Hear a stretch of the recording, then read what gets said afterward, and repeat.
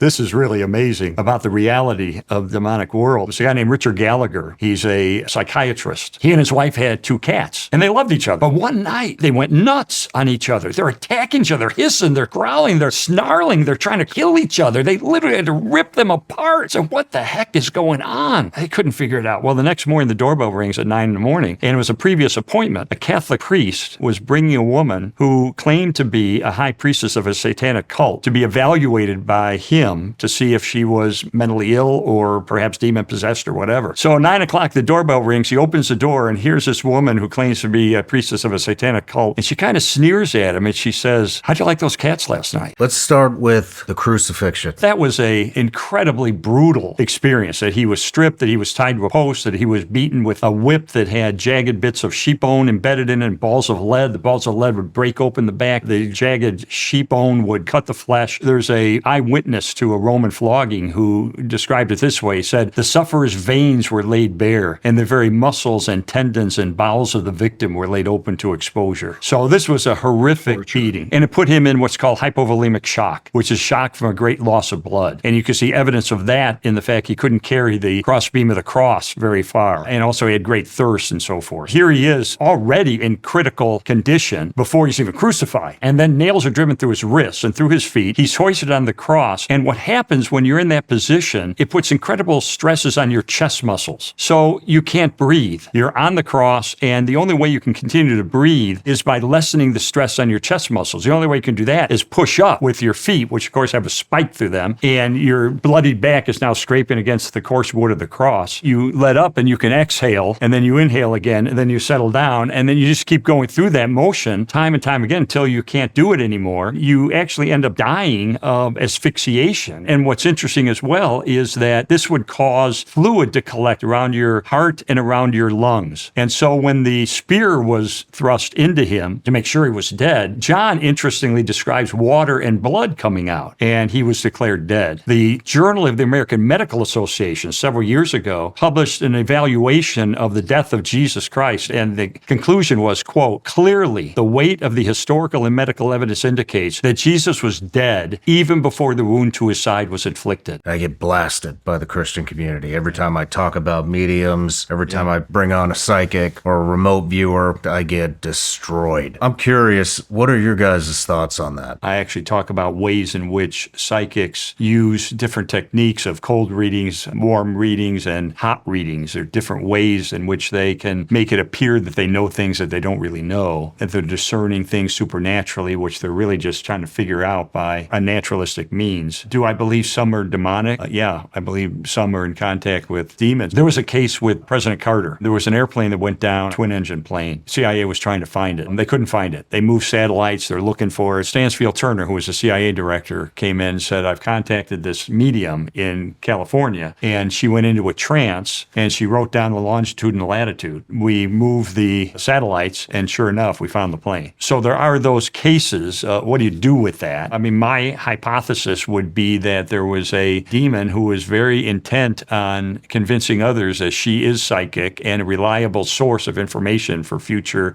tapping into. What does it say about that? The Bible condemns all forms of occultism. Leviticus 19:26 commands, "Do not practice divination or seek omens." Similarly, Leviticus 19 verse 31 warns, "Do not turn to mediums or seek out spiritists, for you will be defiled by them." The Old Testament asserts that those who associate with familiar spirits are cursed by God.